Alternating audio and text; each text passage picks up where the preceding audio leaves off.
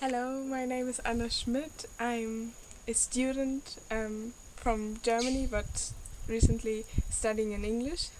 Hallo, ich bin Anna aus Deutschland und bin hierher gekommen, um als Freiwilligenhelferin hier zu helfen im Instituto de Permacultura de El Salvador.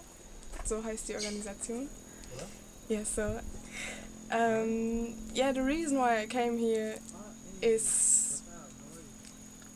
I don't know. I always was really concerned about the development of our world, especially about nature and human life. And I came to the point where I thought, okay, like sustainable agriculturing is really important first for the nature and for the human, for food security and stuff like this. So I picked this organization to come. And yeah, I really don't regret it and make some already made some incredible experiences here. Hi, my name is Jay Scherf. I'm from Santa Rosa, California. And I'm down here because I wanted to do something meaningful with my summer.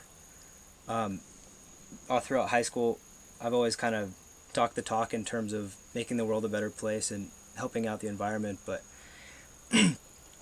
besides just trying to ride my bike more places, it was really hard to put all that into action. So I spent a couple weeks searching the internet looking for something to do, and as soon as I stumbled upon the IPES website, I knew I really wanted to come down here. And here I'm probably living on less than $2 a day.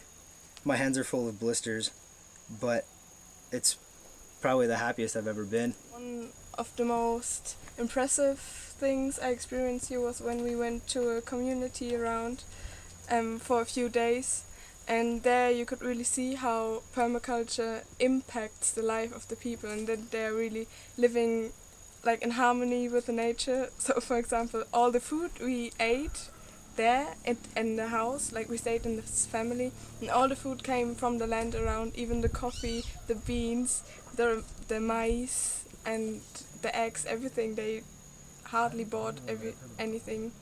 I was expecting to just kind of work like a mule the whole summer, and that would be enough satisfaction. That was what I was going to do, was just kind of work.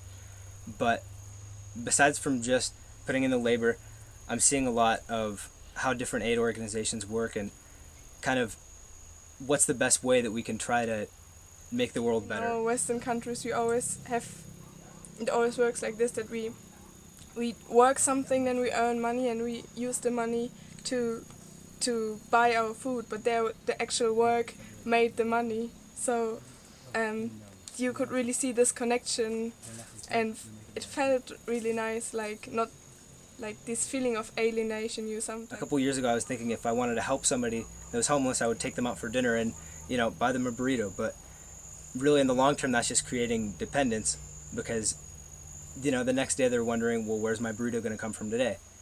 Whereas here with IPES, it's not really creating dependence, because we're giving the farmers seeds that they can use over and over again, and then they can pass on those seeds.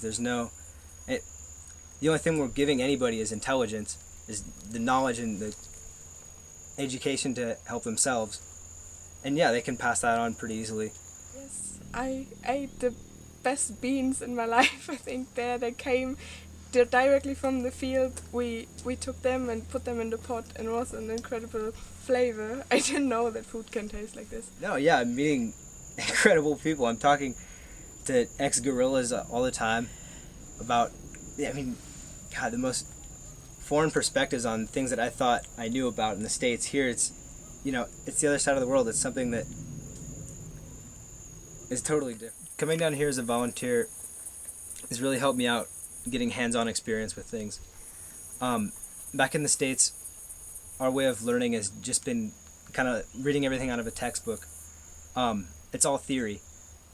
But, if somebody can get a PhD in agriculture without ever having touched a shovel, then it's hard to take it seriously, El Salvador is a really interesting place with a, you have to say, really sad history, and the history is really related to the issues here, like the problem in the agricultural sector.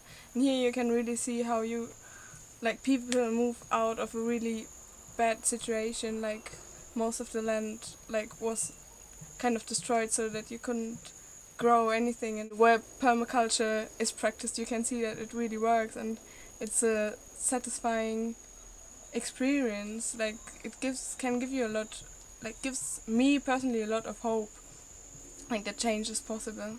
Anything, and now everything starts growing again, like not everything, but I mean where permaculture is practiced you can see that it really works, and it's a satisfying experience. Like it can give you a lot, gives me personally a lot of hope, like that change is possible. And I mean for me it's the same, like what James also said, that it's like back at home you always kind of learn stuff in theory or have an opinion. Like I always had the opinion that it's better to buy organic stuff in the supermarket than to buy the other stuff, but here you can really see the difference, you can really taste it more, it's just more obvious, like you live it, you don't only have this theoretical opinion, and that's really nice, and I think for everyone would be a fulfilling experience probably. While that hands-on experience is important in El Salvador, in a country with 95% deforestation, 95% water contamination, an area where, in 50 years, 30 or 40% of just incredibly reduced soil fertility, ravaged by civil war where so much of the forest was burnt up. There's problems with overpopulation, lack of education, all these problems that kind of represent so many of the things that is wrong in the world. This is kind of the perfect test ground for what can we do to make it all better. Yeah, and also apart from what we're doing here, El Salvador, I think it's just, and the people are so incredible. That's what you already said, but it's true. Like they're so open and more honest, I feel, than, I don't know, our cultures maybe. It's just really satisfying to be able to wake up in the morning and, I mean, if I want orange juice in the States, I have to get in my car, I have to put clothes on, I have to drive down to the supermarket, buy something in a carton that has polluted the earth and is probably produced by somebody who's getting less than minimum wage, drive back home, put it in a glass and drink it. Here I can walk out at any hour, clothes or no clothes, juice a couple of oranges with my hands that are totally organic and drink it. And then that doesn't just apply to oranges, that's, all the crops here. That's going out and cutting a giant, I don't know what the word in English would be, rhizoma. No. Yeah, rhizoma, the bananas.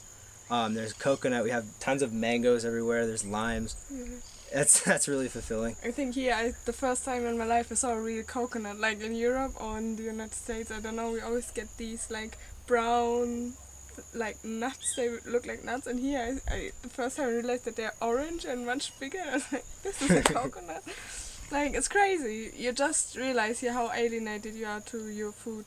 Like we always say, we live such luxurious lives in the West, but we completely lost the luxury of living close to nature, close to our food. And I'm just learning to appreciate this here and how important it is.